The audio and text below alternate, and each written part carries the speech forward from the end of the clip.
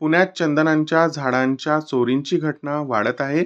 सावित्रीबाई फुले विद्यापीठाच्या आवारात चंदनाचे झाड कापून नेल्याची घटना उघडकीस आली आहे.